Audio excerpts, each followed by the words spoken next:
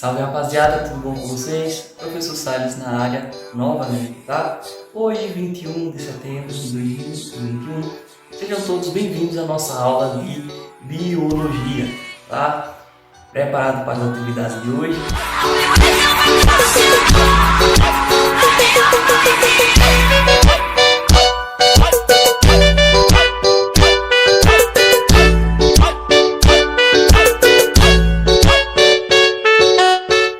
Essa é a última semana da quarta unidade, tá? Então, como a gente sempre faz ao final de cada unidade, na última semana o professor faz a revisão de tudo o que foi estudado ao longo da unidade, tá? E ao final a gente vai realizar a atividade no Google Formulário, beleza? Que vai ser enviado na próxima aula, no caso, quarta-feira.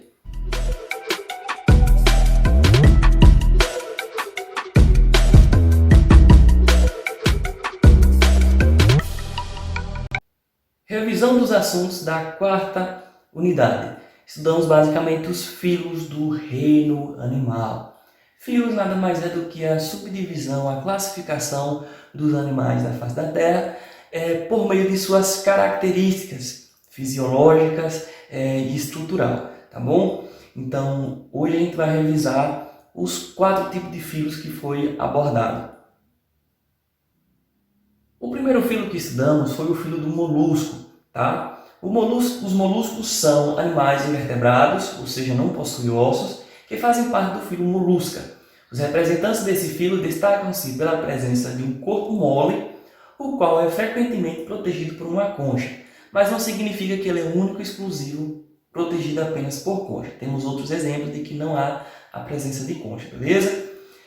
Características gerais dos moluscos. Os moluscos são animais invertebrados, não possuem ossos, de corpo mole, que em sua maioria apresentam conchas protetoras.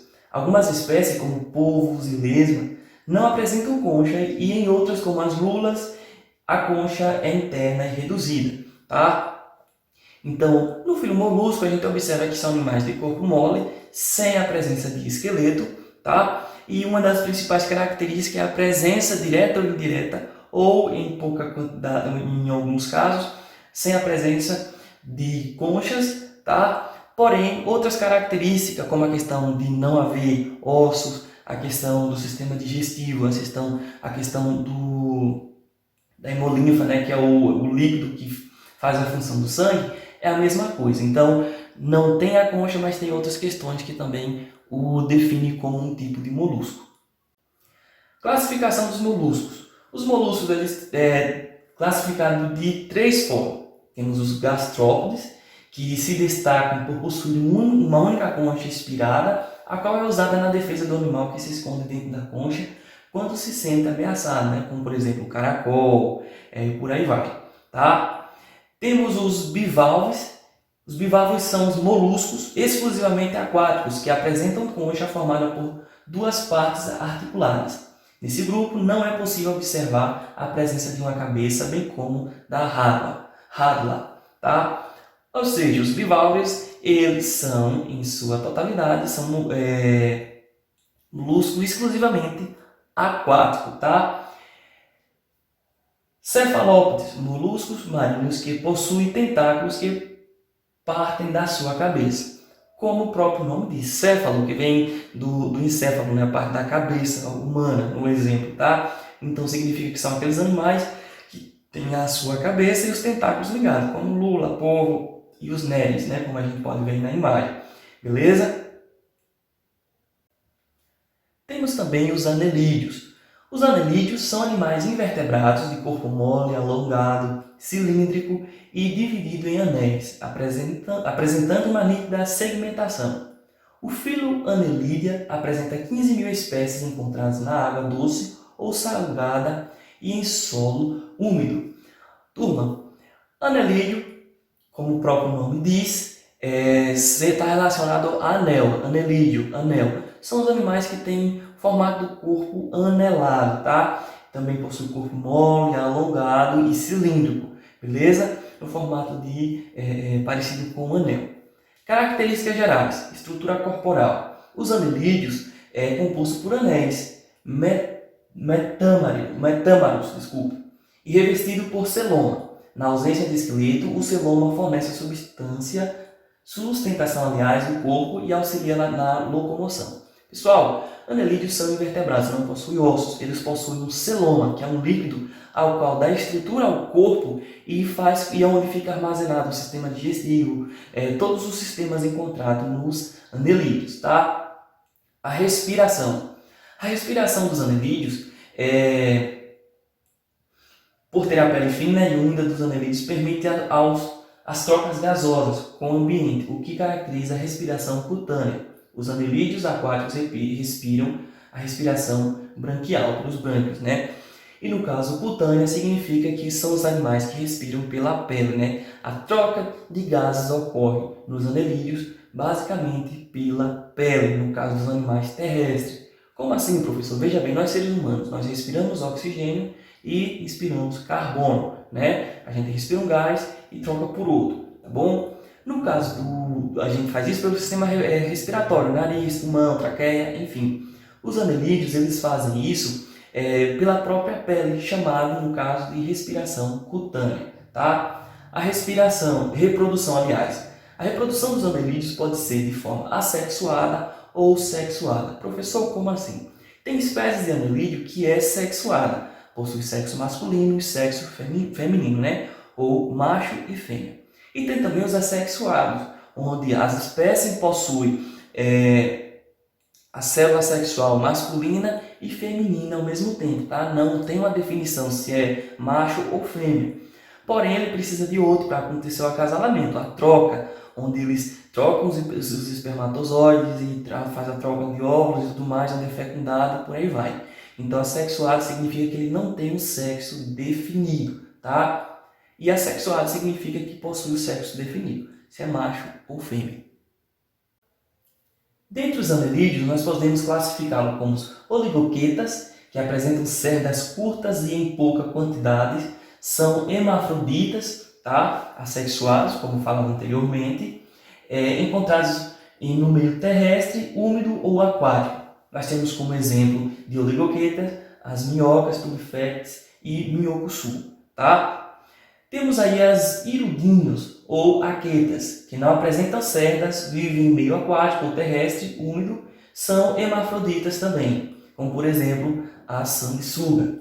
E o poliquetas apresenta cerdas evidentes, vivem em meio aquático, por exemplo, os néreis e tubículas. Tá? A gente pode observar aí a diferença entre um e outro, que vem na questão da quantidade de cerdas, que funciona como as pernas dele, né, que permite locomover-se, tá? Tem questões de por ser aquático, outros aquático e terrestre e por aí vai, beleza? Existem diversas curiosidades e funcionalidades desses animais, ao qual cada um fica na sua funcionalidade dentro do seu contexto. Temos aí o filho dos artrópodes. Os artrópodes são animais dotados de patas articuladas e que possuem esqueleto externo, exoesqueleto, nitidamente segmentado. Entre eles, besouros, borboletas, aranhas, camarão, centopeia e piolho de cobra, tá bom? Pessoal, esses animais, eles caracterizam-se por ter patas articuladas, né? Como assim articuladas? Que movimentam de maneira igualitária, de certa forma, tá bom? A qual, para ele locomover-se, precisa a necessidade da articulação entre ambos, beleza? Possui exoesqueleto. Como assim, professor? Não significa que ele tem um esqueleto igual nós seres humanos, mas também não possui o celoma igual os filhos anteriores que foram apresentados, tá? No caso, eles fazem a troca, na sua grande maioria, fazem a troca do exoesqueleto quando aquela carapaça não está mais de acordo, né? não está mais cabendo ali a necessidade, o próprio organismo cuida de eliminar, substituindo por uma nova carapaça, no caso o exoesqueleto. Características gerais. Todos os artrópodes possuem o corpo dotado de vários segmentos e apêndices articulados, como patas e antenas, que possibilita movimentos. Essa é a sua característica diagnóstica. Identifica e diferencia os artrópodes dos outros e que dá o nome ao grupo do grego artos, que significa articulação, e podos, que significa pés. É basicamente as principais características desses animais. Apêndices articulados, né? Suas patas articuladas. Classificação dos artrópodes. Dentre as classificações dos artrópodes, nós temos os hexápodes, quelicerados, crustáceos e mirápodes, tá bom? Os hexápodes, a principal classe desse subfilo é a dos insetos. Possuem 3 pares de patas e 2 pares de antena, além de uma ou 2 pares de asas, como por exemplo a abelha, mariposa, gafanhoto, pulga, traça, barbeiro, mosquito. Esses são exemplos de artrópodes que são classificados como hexápodes, beleza? Quilecerídeos. A classe dos aracnídeos é composto de animais com 4 pares de patas e sem antenas. Exemplo, aranha, carrapato, escorpião, ácaro. Tá vendo, turma? Até aqui a gente observa que a questão das patas e as suas quantidades e a questão também de possuir ou não antenas está entre uma das diferenças das classificações. Porém, ambos são exemplos de artrópodes, tá? Crustáceos. O subfilo é dividido em muitas classes, entre eles camarão, lagosta e caranguejo. E a cirripédia, das cracas. São animais marinhos na sua maioria. Pessoal, os crustáceos nós estamos aí, como a gente mesmo vê aí, camarão, lagosta, caranguejo, tá? Observa que na sua grande maioria são animais aquáticos, que também uns possuem antenas, outros não, e possuem também patas articuladas. E por fim nós temos os miriápodes. Esse grupo é constituído de animais com muitas patas, entre eles o piolho de cobra ou emboá, animais que têm entre 25 e 100 patas, sendo 2 por segmento, e dos quilópodes, entre 15 e 170 patas, entre eles a lacraia ou centopeia, tá? Que são animais que possuem já antenas e possuem um corpo comprido e também com muitas patas, tá bom? Uma curiosidade, uma informação que é extremamente importante antes de passar para o próximo filo. Dos filos apresentados até o momento, que foi basicamente os artrópodes, anelídeos e os moluscos, eles possuem, turma, no seu sistema circulatório, eles produzem um líquido chamado hemolinfa. Professor, o que é a hemolinfa? Hemolinfa nada mais é do que um líquido que faz a função do sangue, no caso, a exemplo dos mamíferos. Nós, seres humanos, nosso corpo, nosso sistema circulatório circula o quê? O sangue, né? Glóbulos vermelhos, glóbulos brancos, plaquetas e por aí vai. Nesses animais pertencentes a esses filos, eles não possuem sangue e sim a hemolinfa, tá bom? É um líquido que faz a função do sangue. Aproveitando que se você matar uma barata, um escorpião ou um desses tipos de animais que foi apresentado aqui, você não vai ver sangue. Tá? O máximo que você pode ver é um líquido, você vai ver o próprio celoma, né, que é o que sustenta a estrutura desses corpos. Mas você não vai ver sangue vermelho, igual aos seres humanos, porque eles possuem a hemolinfa. Pois bem, turma, chegamos à vez de falar do filo dos cordados, tá? Vamos falar de nós, seres humanos, vamos falar de outros mamíferos também, vamos falar de aves, de répteis, enfim, tá? Os cordados representam um grupo de animais do filo Chordata. São representados por alguns invertebrados aquáticos, tá? Bem poucos, e todos os vertebrados, peixes, anfíbios, répteis, aves e mamíferos. A característica principal desse filo é que durante a fase embrionária todos apresentam tubo nervoso dorsal, notocorda, cartilagem dorsal, fendas faringianas, e cauda pós-anal, tá? Ou seja, é uma das principais características.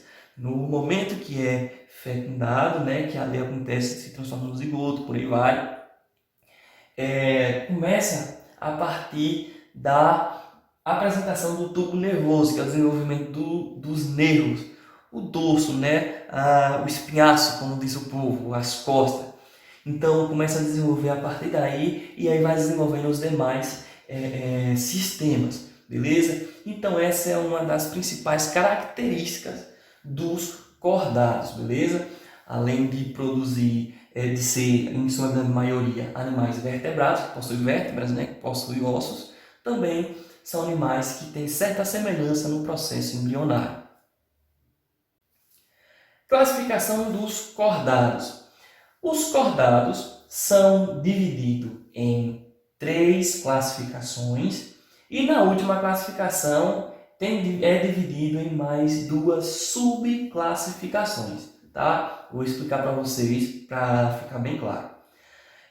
No subfilo urocordados, geralmente são encontrados grudados em rochas ou em águas maiores. Seu tamanho pode variar de alguns milímetros até 10 centímetros. Estamos falando dos urocordados, basicamente cordados que vivem no oceano, tá? E não possuem vértebras, beleza? Depois vem os cefalocordados, são animais marinhos de corpo achatado lateralmente e afilado nas extremidades, medem poucos centímetros, tá? São animais achatados, tipo aquela arraia, sabe? São animais que possuem ossos, corpo achatado, semelhante ao peixe, por aí vai, tá bom?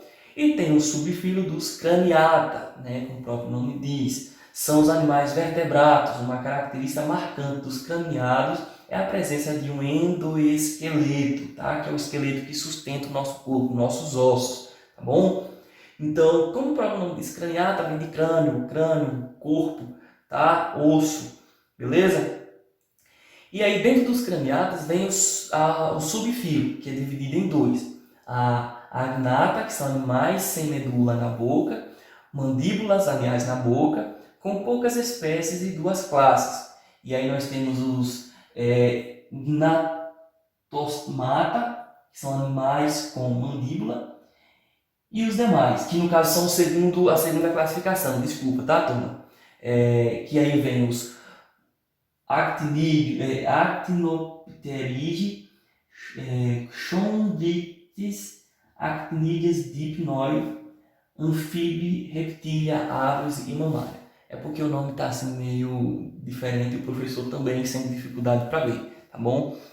Os pés no chão sempre, parece que nós estamos lendo em inglês.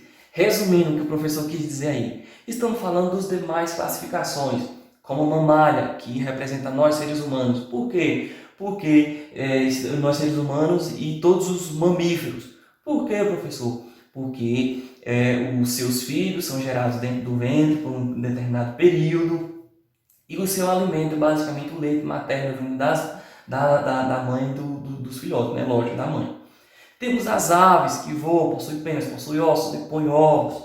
Temos os répteis, que são os animais que rastejam, né? Basicamente. Os anfíbios, são de sapo, rã, ria, animais também que, enfim, animais ruminantes. Estamos falando de todo tipo de animais, e leão, e por aí vai, tá? São os animais que pertencem ao filo dos cordados.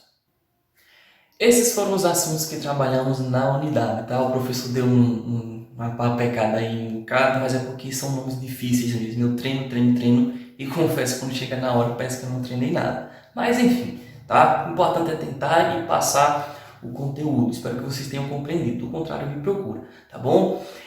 Uma última informação a respeito de todos os filos é que a gente pode observar que todos têm uma função econômica, como por exemplo os moluscos na questão da gastronomia, né, do artesanato.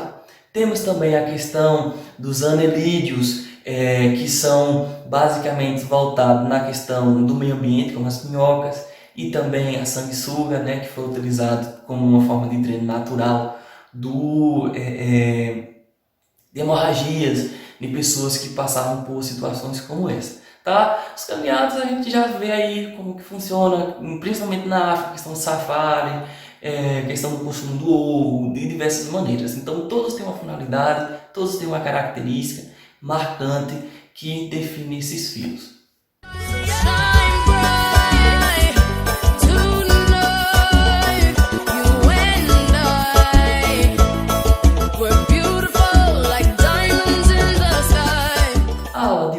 Basicamente a explicação, tá? Porque hoje apenas a explicação e na próxima aula a atividade do Google Formulário, beleza? E no caso do segundo ano, na quarta-feira, tá? Então, tivemos a oportunidade hoje de retomar tudo que foi estudado ao longo dessa quarta unidade, basicamente sobre os anelídeos, sobre os moluscos, sobre os artrópodes e os cordados, tá bom? Na próxima aula, que vai ser na quarta-feira, como eu falei, vamos fazer o formulário, responder ao Google Formulário, beleza? Para de forma a avaliar o que a gente aprendeu ao longo da unidade, tá bom? Então espero que vocês tenham entendido a aula, caso contrário, estou inteira à disposição. Que tenhamos um ótimo dia, uma ótima aula e fiquem todos com Deus. Valeu!